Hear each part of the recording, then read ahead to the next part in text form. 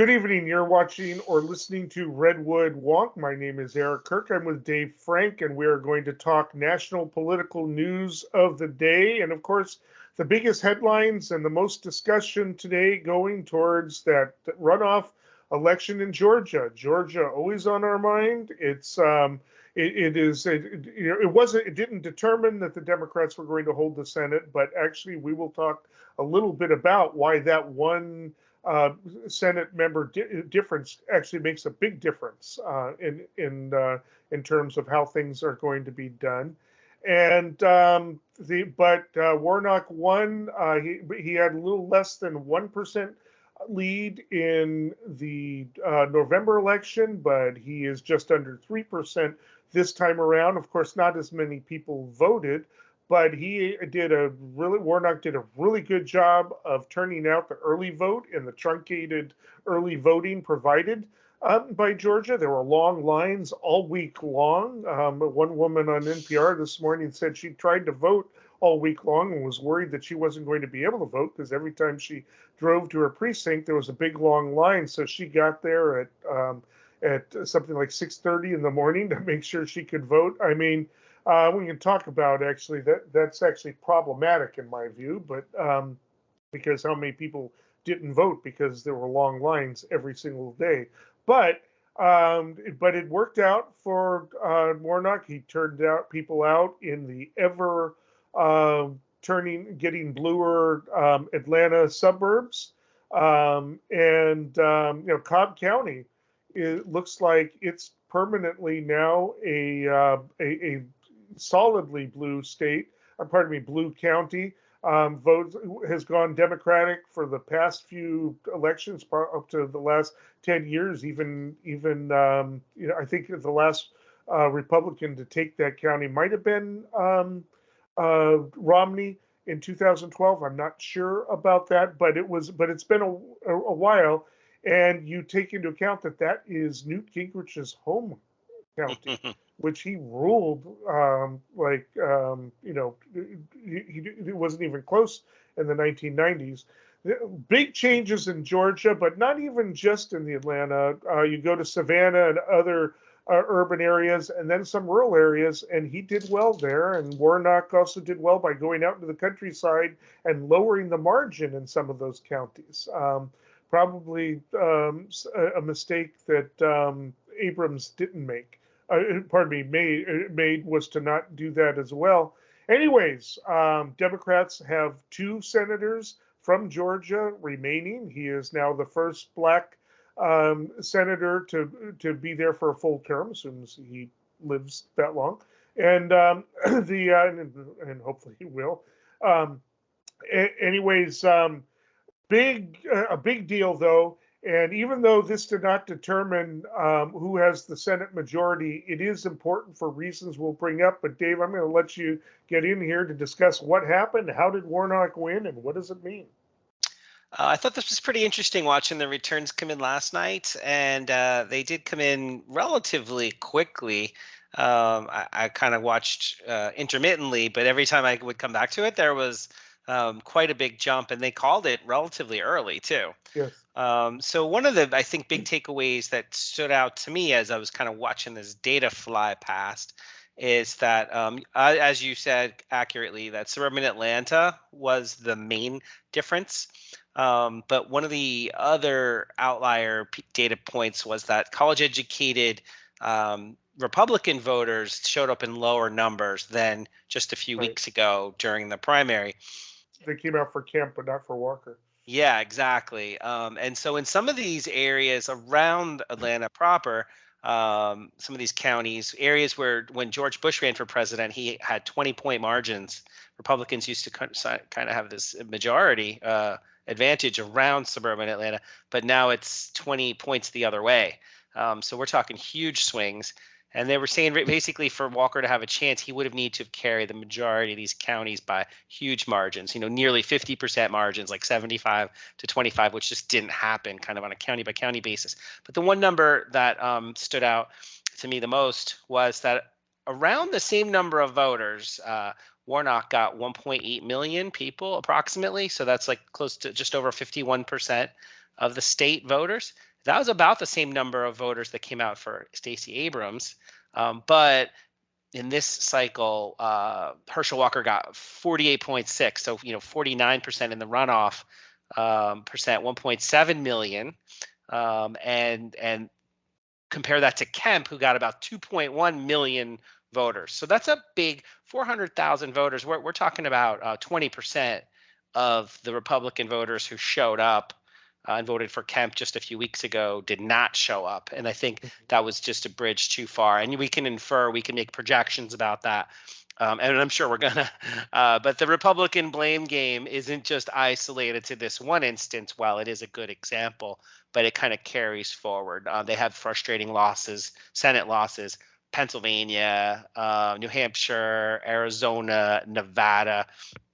And then, so we could talk about that blame game. But one last thing, you had mentioned, what does that mean? So in the Senate, if it was 50-50, like we just experienced the last couple of years, that would mean that they split the committee assignments, and it's really a power sharing arrangement. And only in cases like budget reconciliation, where Vice President Kamala Harris can make a deciding vote.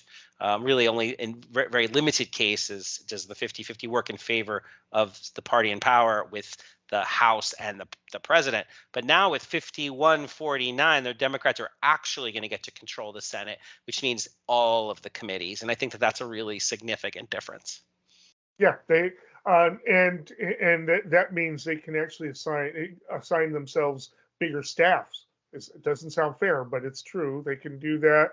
They've got stronger subpoena power now. That it's harder for the Republicans to block it. It'll be harder for Republicans to slow down the appointment of judges and justices. Right now, there's about 100 vacant spots because the Senate Republicans had slowed things down, hoping that they would be able to maybe even veto a bunch of these. They're going to have no veto power. And that means that judges and justices are going to be appointed by Biden over the next couple of years. If there's if Supreme Court position opens up, they're going to have a lot easier time getting that through. Harris won't be needed as often to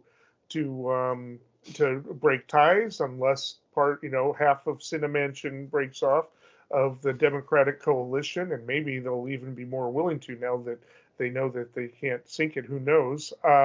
It's not quite enough to completely get by Cinemansion, but it does mean that Sinema and Manchin would have to stick together. And who knows, maybe other more conservative Democrats would also kind of join in. But this is huge. This is a big deal. And to have the actual majority, because Harris can't be brought in to break committee ties, right? So they will now have a majority on all of the committees, and that will allow them to get things done. Of course, they are only going to be able to do certain things without House cooperation, because the House will be in Republican hands. But I think I made this prediction. I'm actually predicting that there's probably going to be a lot more legislation passing than there has been, because Republicans who won in the House barely know that they can lose very easily in 2 years if they don't deliver, and they aren't going to win by delivering on MAGA agenda. They're going to win by delivering on, I got something done here.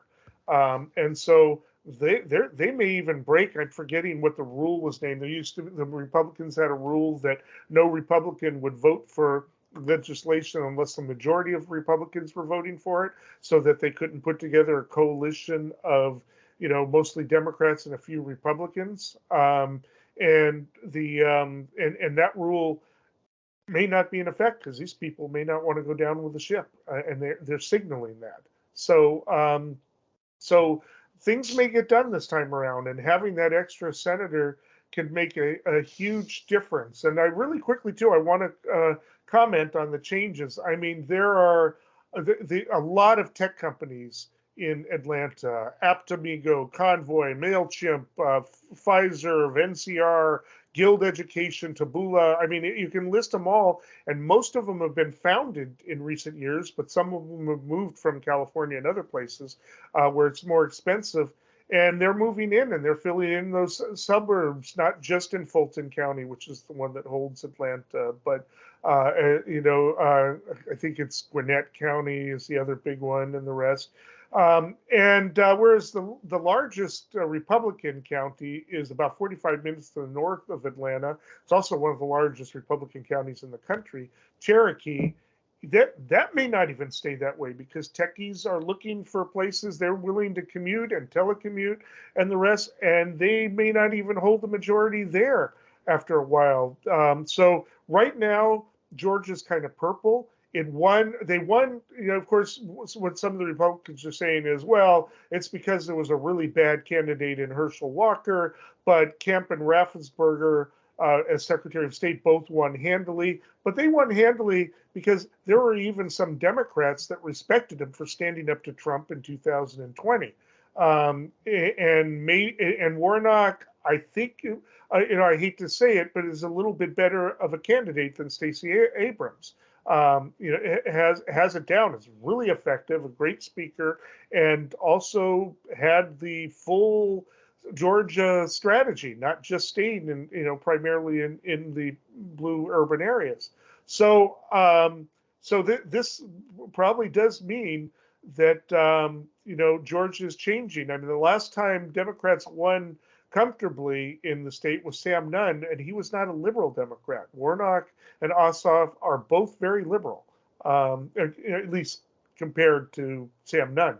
And so, and you have to go back to 1990, where Sam Nunn won by over 2 percentage points to find somebody outside of a special election. I think there was one special election since then where this happened. But this is a big deal. Georgia is making the switch towards blue before Texas, the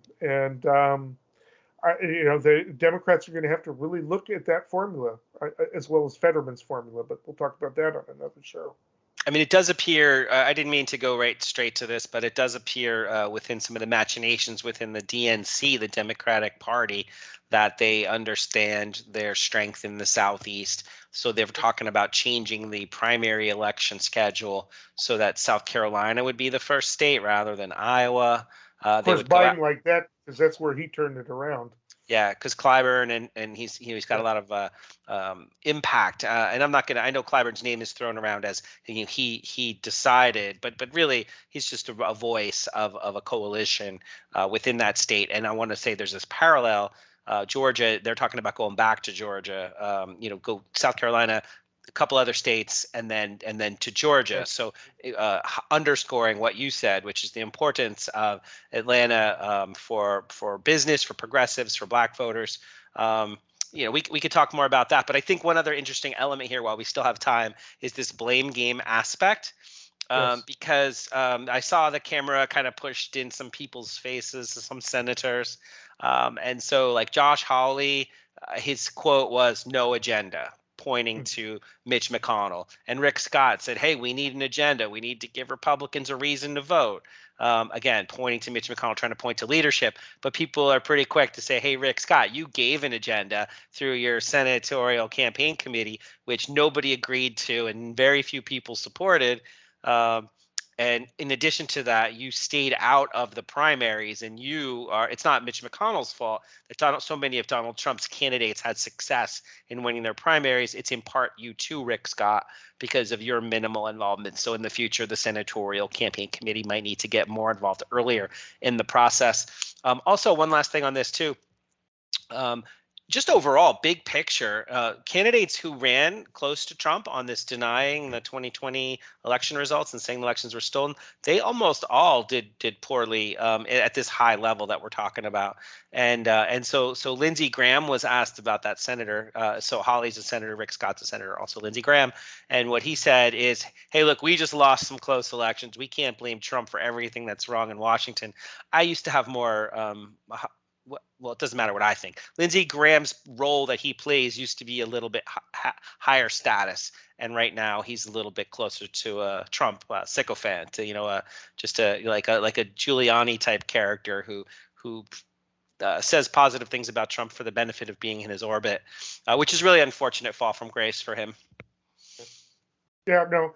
And of course, everybody, well, not everybody, maybe Josh Hawley and a few are avoiding it. McCarthy's staying quiet, but a lot of Republicans are at least privately pointing at Trump. This was a big loss for Trump. This is something that is going to really hamper his trying to get elected president, nominated president, because this is going to be the second. There are Republicans who are going to privately say, they're gutless in public, but privately say this is the second time that Trump has cost us the Senate majority. Of course, McConnell, I think, has himself to blame, but anyways.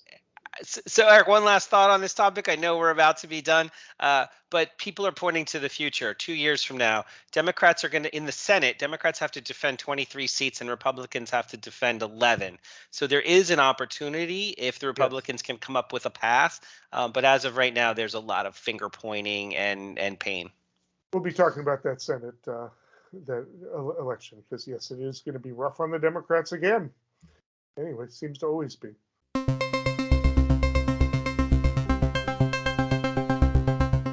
I want to say thank you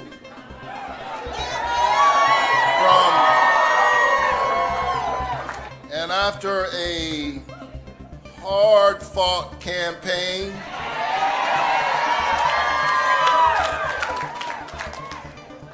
or should I say campaigns, it is my honor to utter the four most powerful words ever spoken in a democracy.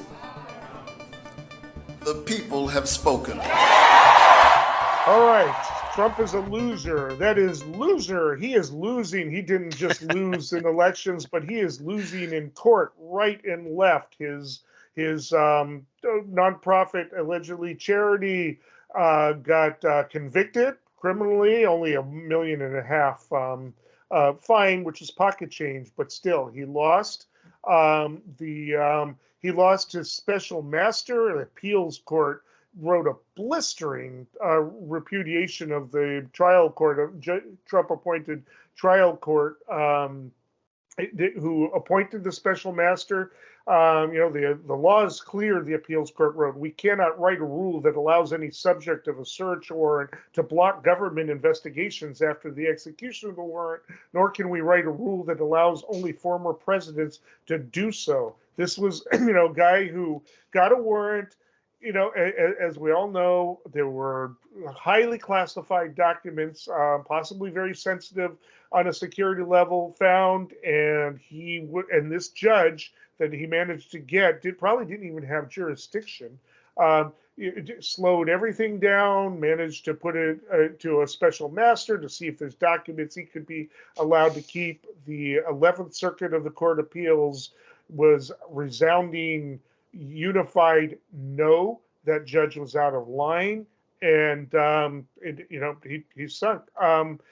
This is just in a long string of Trump losing case after case after case. It's starting to look like 2020 post-election when he was suing 65 elections, but he is losing. I'm sure we're going to hear about how it's all about the deep state and all of that, but even some of his appointees are not ruling in his favor. And these are big deals because the Manhattan U.S. Prosecutor has now reopened a case that had gotten stalled after the grand jury, to having two prosecutors actually quit over it, and that's been reopened. Georgia is heating up. We already saw Senator Lindsey Graham, after fighting tooth and nail to avoid being deposed, ended up being deposed. And January 6th, the committee is about to issue some recommendations for prosecution after having a long conversation with Kellyanne Conway, which also had Trump fuming. Trump has got some problems, legal problems, and they're starting to mount up. It's starting to possibly catch up to him. He is not where Mitch McConnell can protect him, to basically filibuster the votes. Let's remember, 7 Republicans voted to impeach the second time around. Probably others would have, but Mitch McConnell made sure it didn't happen. Mitch McConnell doesn't run the courts, and certainly not the juries. It may be catching up just as Trump is hoping to run for office. Will the Department of Justice step up and actually do anything with these numerous issues?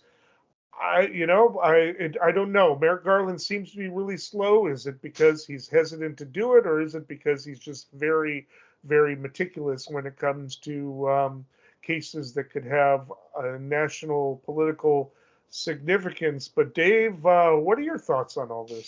Yeah, so you laid it out well as always, and there's a couple of angles here.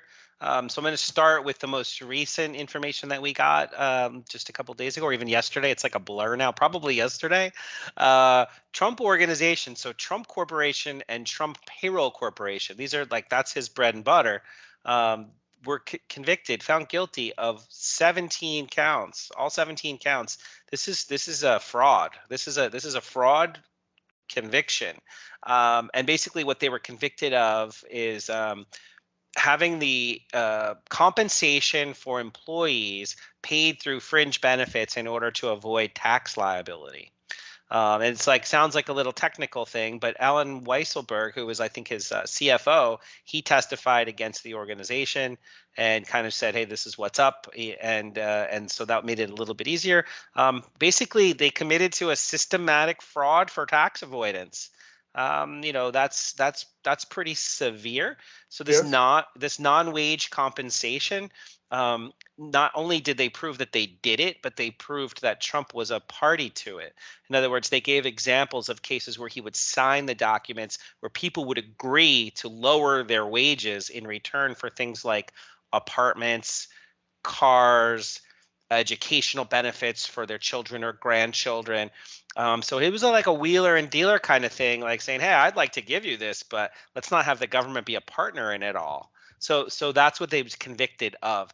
And, we could get into the weeds on it, but I think that that's enough of the details. But why does that matter? So like you said, getting fined $1 million or $2 isn't, I think it was 1.6 million. That's not a ton of money for an organization that brings in billions of dollars a year, a couple billion in revenue. But there have been, some experts were interviewed by like CNN and CBS and, MSNBC and NBC. So I read through a bunch of these experts, what their opinions are. But basically the takeaway is that he needs to get lenders and insurers and government contracts. And he also, so it's not just him. So he'll have a difficult time, in theory, doing the business of the Trump Organization as it's been done before.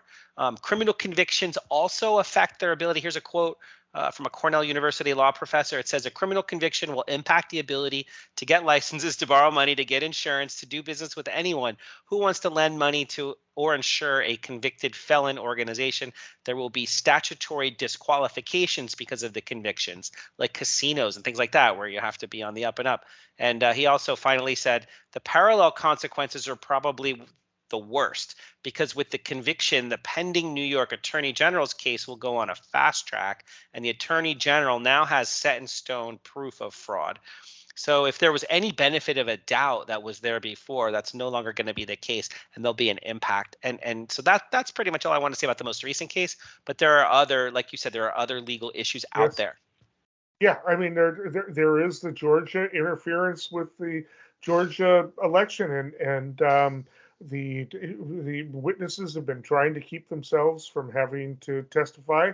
I'll be real curious if we'll ever learn what Lindsey Graham had to say, but he was kind of involved. He was on the phone himself at different times. He's, privately he says he hates Trump, but he seems to be one of the people most willing in the Senate, anyways, to do bidding outside of Josh Hawley and a couple other people who are more extreme.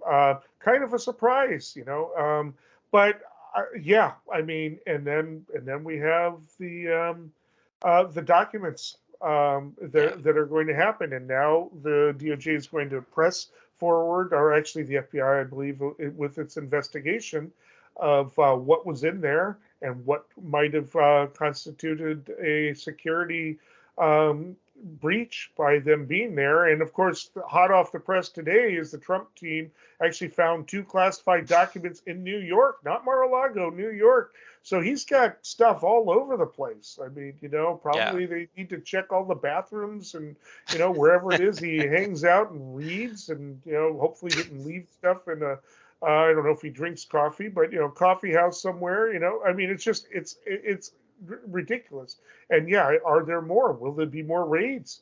At any rate, it's catching up with him now, because he's not getting stuff dismissed as he had hoped. His lawsuits are failing, have all failed. And, I mean, Carrie Lake sued, this is a little bit off topic, but not really, sued for election issues in Arizona.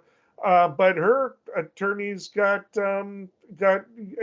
now being sanctioned for making misrepresentations in that case. And Giuliani looked really nervous the other day, trying to prevent himself from being disbarred in Washington, D.C. for his misrepresentations after 2020. Who's going to want to work for Trump? He stiffs lawyers all the time, including Giuliani. I don't know if Giuliani ever got paid. So he's got problems, and yet he'll be running for president. And there are people who say, well, you know what, as long as he's running for president, nobody should be filing stuff against him because that could lead to riots and violence and stuff, and it's just, so basically he wants to run for president as a strategy to avoid legal consequences, if that's where it is. In the meantime, Fox News is calling DeSantis the leader of the party instead of Trump, and Murdoch has got Trumpty Dumpty The Post on the Post. He's losing his favor. He's still got a following. He can still mess things up, but does he have the power to get around these legal problems? Yeah, I mean, I think the benefit of the doubt, like I mentioned, that ship has sailed. Like you said, Carrie Lake in Arizona. Now she's sort of being marginalized as one of the few people left who's kind of clinging to the dream that Trump's appeal, that strategy of election denial, is successful. It's obviously proven not to be a successful strategy. And he also keeps doing things that are undermining him. So we don't have to get off into the weeds on the dinner that he had over Thanksgiving week. I know we already talked about that with the white supremacist and anti-Semite, and it's almost like the start of every bad joke in the book with the folks that he had at his place. And our producer and engineer reminded us that he also made a comment recently that you should suspend the Constitution to pursue your goals, and that just went over terribly. And I'll let you. Yeah, because that was also based on Elon Musk's rather kind of disappointing email drop, which basically showed us that Ro Khanna is against censorship, and that apparently the Biden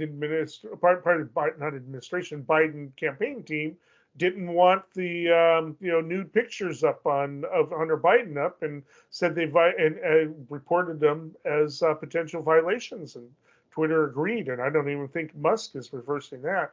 So yeah, but as a result of what it was supposed to reveal, Trump made this comment. Yes, we need to make me president and suspend the Constitution, and that's getting some. Most of the Republicans commenting, "Gee, that's not really appropriate," and people like McCarthy and DeSantis not saying anything.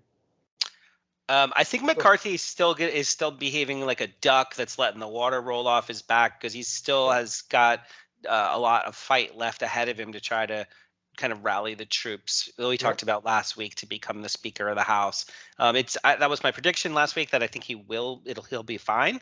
But that's still unresolved.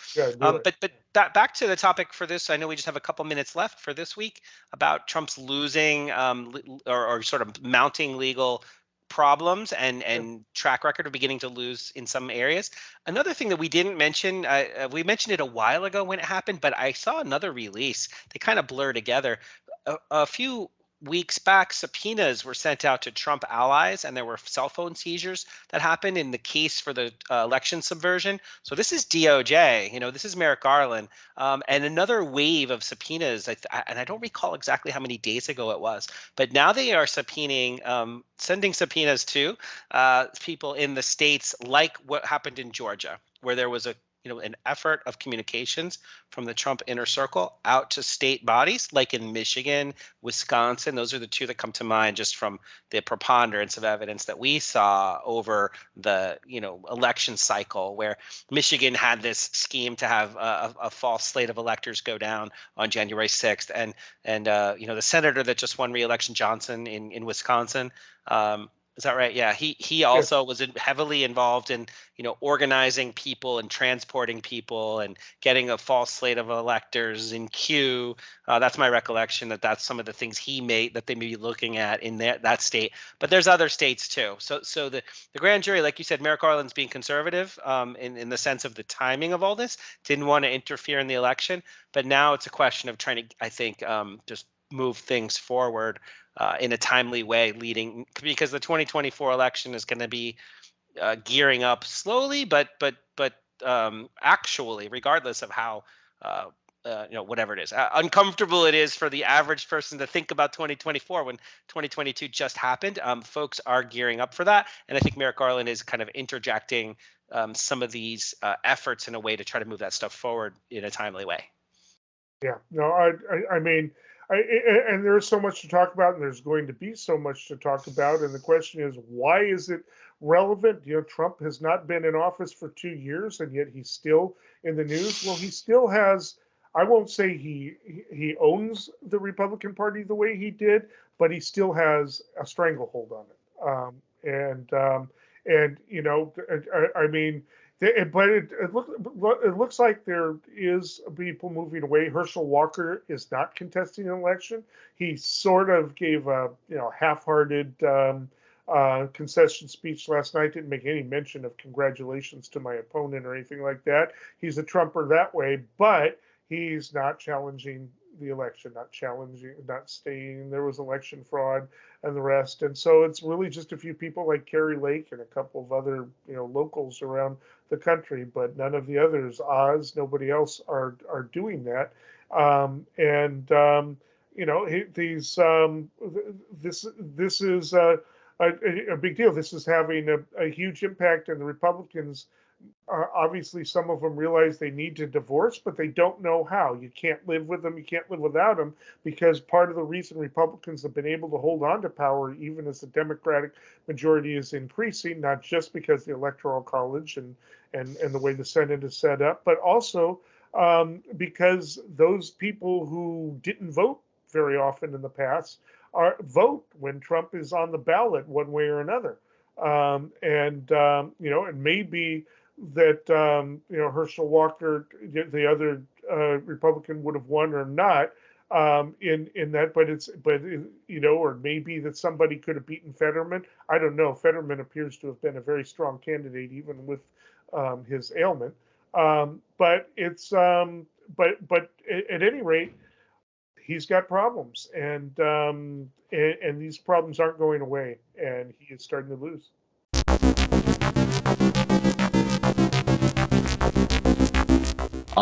From the beginning of this round of bargaining, we've gone from essential to expendable, and it's very frustrating. It doesn't seem concessionary at all, because it is 3 sick events that are unpaid, and you're supposed to schedule them 30 days in advance, and they're only allowed to be taken on Tuesday through Thursday. It seems to be quite the joke. We've already seen how essential we are if you have the president and Congress imposing an agreement on us. It points to the fact that it's very vital that we have plenty of members to work. They may not have enough workers, enough people to fix the damage that they have.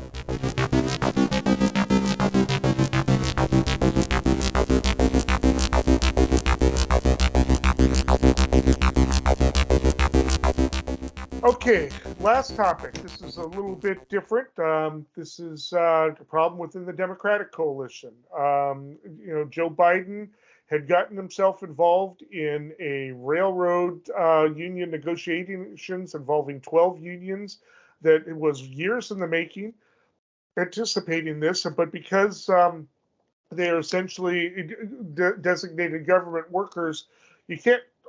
Congress can actually determine whether or not they have to strike in certain ways. This was, of course, there were 12 unions. 8 of them agreed to a union leadership negotiated agreement, but 4 of them did not vote to ratify it. Of course, those 4 unions make up about 55% of the workforce involved, so it's not quite imbalanced, as you say. But the big sticking point was that the unions had really wanted 15 days of sick pay. And not only did you not get sick pay before, but if you were off for sick, you could actually get fired. I believe they've removed that, and you get 1 personal day. But they wanted 15 days. A compromise would have been 7 days, but it didn't make it into the agreement. That Biden kind of came in at the last minute to help really kind of push along in these ongoing negotiations. And so in the 21st century, the railroad workers in the 12 unions have no sick pay. The Democrats, some of the progressives, attempt to pass it in as separate legislation, because had this strike happened, it would have shut down the economy. I mean, it just would have aggravated problems. People may have even died. I mean, it was that serious. If heating fuel hadn't been transported, this is a big deal. This is, we are still much more reliant on railroads than a lot of people may understand. They might think, oh, we have all this trucking. No, the railroads still. It's still a big deal, but Biden in the last minute wanted to avert the strike, said we need Congress to basically impose this deal that was agreed upon. It can do that under certain laws. There were talks of a wildcat strike, even though this averted the strike. But I think unions learned from Patco back in the 1980s when Reagan fired them all for a quote unquote illegal wildcat strike. They didn't want to do that. So it doesn't look like that's going to happen. But labor is feeling a little bit betrayed by this pro-labor president. A lot of criticisms coming in. Maybe he should have been involved in the negotiations much earlier, been more proactive, and made sure that sick leave got in there. On the other hand, some of the union leadership of those 8 unions are saying, look, we're getting health care we haven't had. We're getting raises that are significant. This is actually probably the biggest breakthrough, even without the sick leave, than we've had before. We need to celebrate at least that aspect of it and just fight for the sick day another time. Biden is making promises that he's going to try to get sick leave through another way. But right now, labor is a lot of labor people are feeling betrayed, and there's questions as to whether or not this could have an impact on the 2024 election, should Biden run for re-election, or with the Democrats in general. There's a lot more to say about it, but I want to let you in here, Dave. Yeah, so this is one of those topics where there's just it's the more you look, the more complicated it gets. So it's not a surprise that the domestic mainstream media kept it at a very surface level. And so to the extent that we've heard much about it, it's a little bit of the horse race aspect of it. It's right. Whose side are you on? Who wins? And is it going to sink the economy, cost us Christmas or not?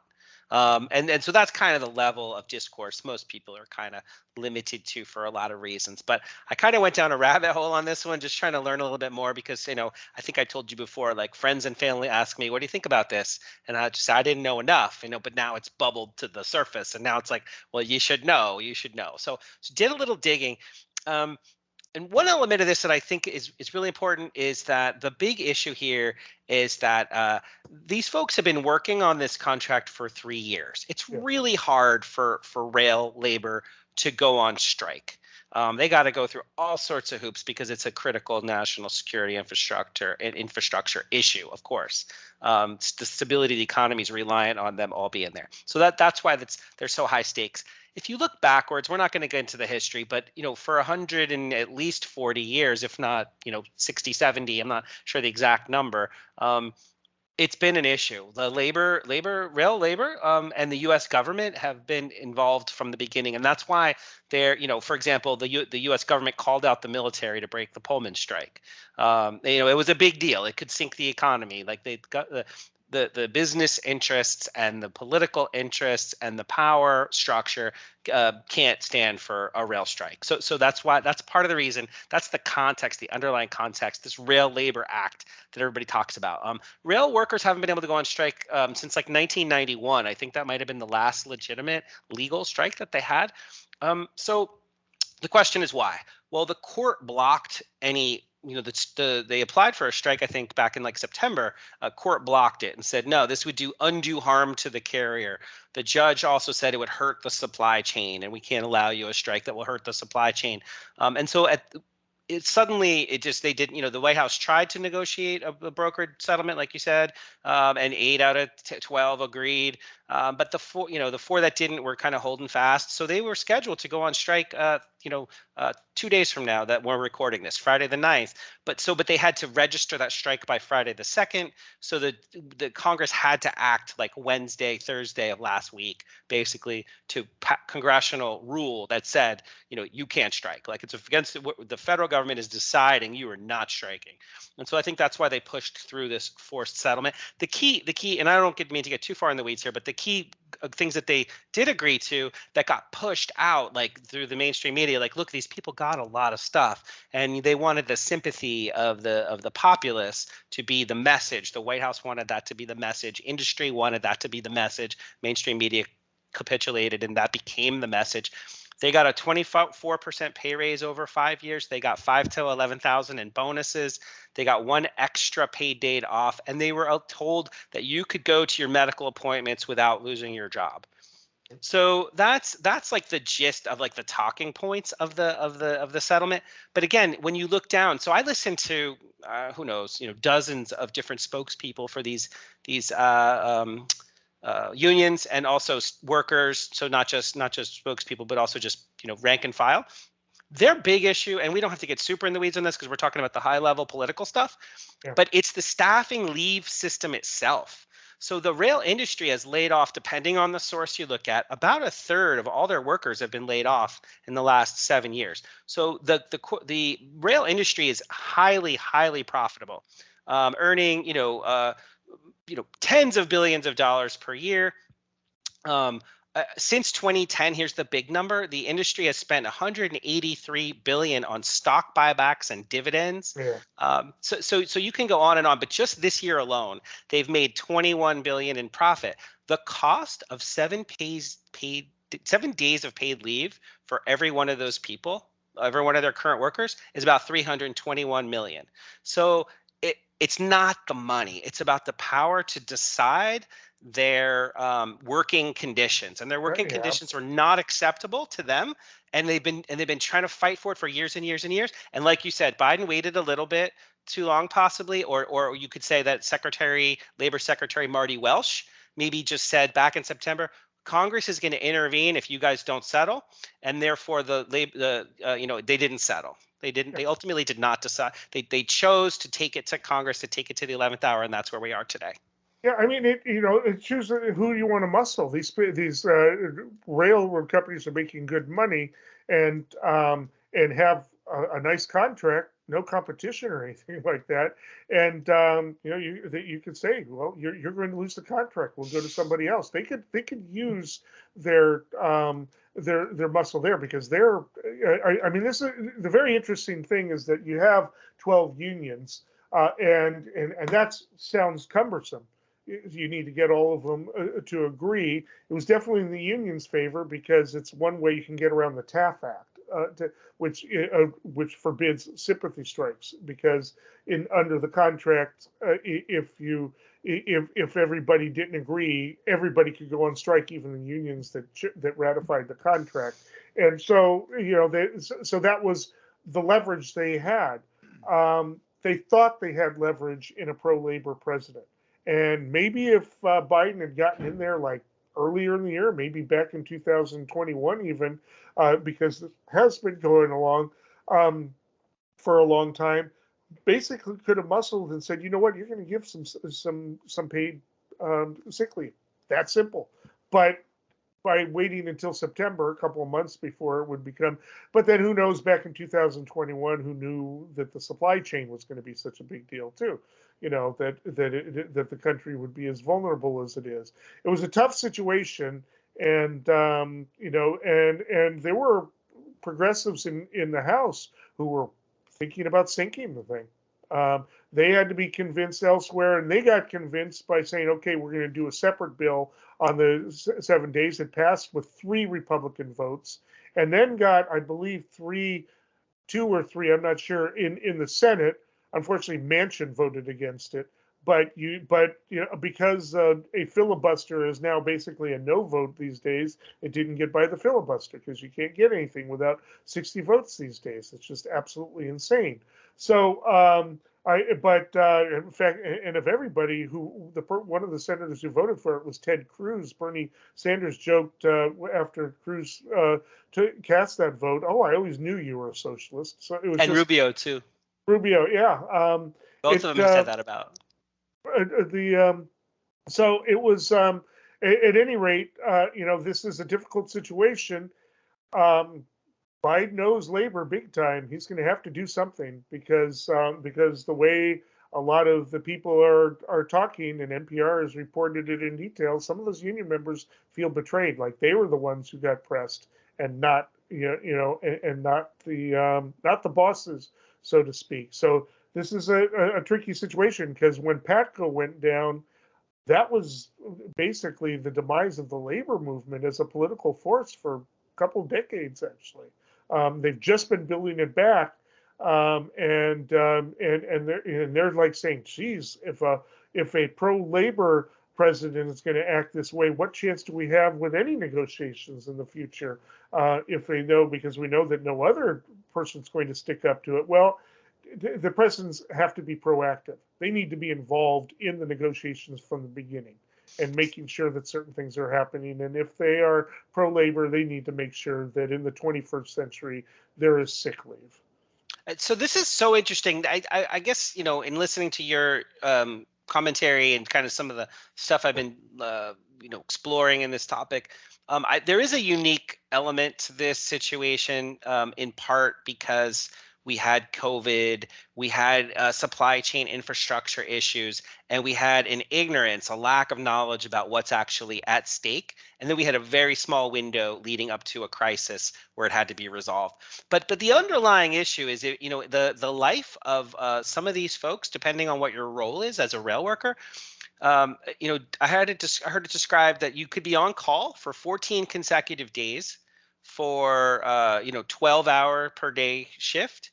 But you could be away from home for very long extended periods of time. It's not uncommon to be on call 24 hours a day and then have to show up to work within 90 minutes. And it could be an 80-hour shift, depending on, there's legitimate requirements about how many hours you can work per day. But depending on how the calendar falls, you could just be put up in a hotel by the train track and then, get back on your shift again.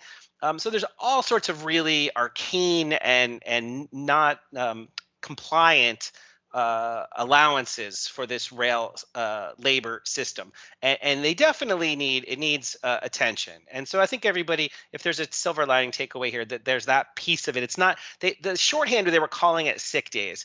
But like as it is right now, they're saying, well, we're going to give you one sick day and we can't fire you for going to the doctor. But it turns out that the only way, first of all, people have talked about this, Chinese social credit system, like this science fiction like dystopia where people are keeping track of every decision that you make and you're getting points and demerits for your behavioral choices. The rail system has that. So with these workers, it gets very arcane, but like there was an example of a person who was found injured on the job and their boss told them, you can't work, you just go take care of yourself. But then the rules were so rigid that they got, demerits for it, and then they appealed, and then they got their demerits lowered to a token amount. But anyway, it's arcane and it's dystopian. So that I think needs attention. But one kind of last element of this, how does this expose, will labor, like your big question, Is Labor going to hold it against Biden? What's going to be, or is Labor going to be resentful of Democrats in general for not having their back here? You can look at the longshoremen, the folks that work at the docks, Long Beach and LA, those ports, like, massive amounts of stuff comes through there. They actually have like a 70-year track record of solid contracts. Yes. Where they can decide they have more control as a union about their staffing levels and the rules of when they show up and how they show up and what work they do. So, for example, if there's a product that was produced under a strike, the longshoreman could say, nope. If this good was produced by scabs because a company had a strike, we're not going to ship it. And that's so on the West Coast. There's a different Yeah. union on the East Coast, but you can thank Harry Britt, Australian immigrant. There ought to be a movie made about him, but for that. But yes, My you're right. takeaway on this is that there are alternative ways that the rails could be managed and run, and Labor could point to existing rule sets, and they could get political support, but the power would need to be confronted by that political support, which we're not seeing that yet. And it's just from listening to some of these rail workers, they have support from not just Labor, they have support from the customers of the rail industry, because we've got chlorine for water and coal for power and all the chemicals that go into all the manufactured products. Those are all shipped by rail. So most of the manufacturers have an incentive to see a functional and safe rail system, and that I think the federal government will ultimately realize they have to get behind that. They will, and Biden knows he's got to deliver something now. That's and we'll see what they do. They're going to have to be clever.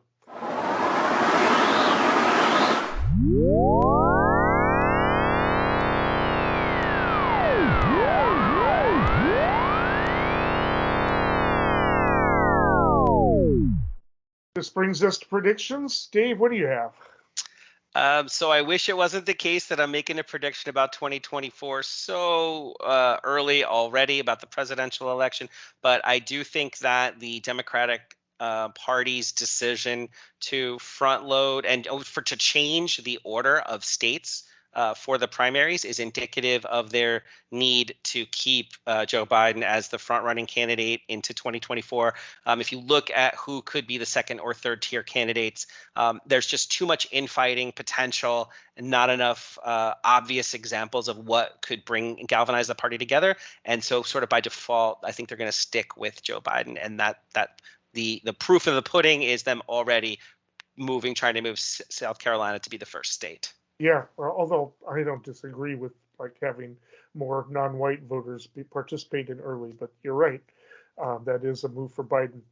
All right, I am going to make a prediction about a Supreme Court decision. It'll happen next year. In the case of Moore v. Harper, this is where the independent commissions are being challenged, anti-gerrymandering, and also the power of governors to veto. The Constitution states that the state legislatures shall decide the time, place, and manner as to how federal elections are conducted. And the lawsuit is challenging anybody else's input on that, is insofar as it can override states. That includes the state courts, that includes the governor veto, and the rest. Although the lawyers today or yesterday made the mistake of admitting that maybe a governor would have the right to veto. But some of the conservative justices were saying, well, wait a minute, you said that the legislatures had absolute power, and they kind of hemmed and hawed about it. This is a big deal because if legislators have that much power, then just winning the legislation, they could overturn and decide at any minute that there's another slate of electors to be chosen, as happened in 2020. Very dangerous legal theory that has favor with at least several of the conservative justices, but maybe not Amy Coney Barrett, maybe not Kavanaugh, and I think definitely not Roberts. My prediction is it's going to fail. I think the basis is very kind of simple. When we have a veto, when we have a commission set up, even if it's set up by a ballot, it happened by actions of the legislature. They passed laws that allowed this to happen. They delegated power away from themselves. They can reverse it, but at any rate, the and just to real quickly wrap up here, because I probably should dedicate a segment to this as it's coming, but we will as it gets closer. But they when the legislature passes laws that govern it, they are delegating it. The Constitution doesn't say they can't give away that power on a temporary basis. However, they do have the power to recall it, and as long as they have that power, they can do that. They don't have that in California, though, because we passed the commission by a ballot, so the legislature doesn't have that power. So it'll be interesting to see if the government does overturn it, whether it holds up in California, the independent commission. At any rate, however, I am predicting that as much as progressives are worried about this, that the Supreme Court majority will rule that this dangerous interpretation of absolute power to the state legislatures is not a correct interpretation of constitutional law. Kind of a complicated prediction, but I want to put some people's minds at ease. Can't guarantee it, but I am predicting that that will not happen. All right, that takes us to the end of the show. We will be back next week. A lot happening already, even though it's slow time. But until then, stay informed and stay engaged.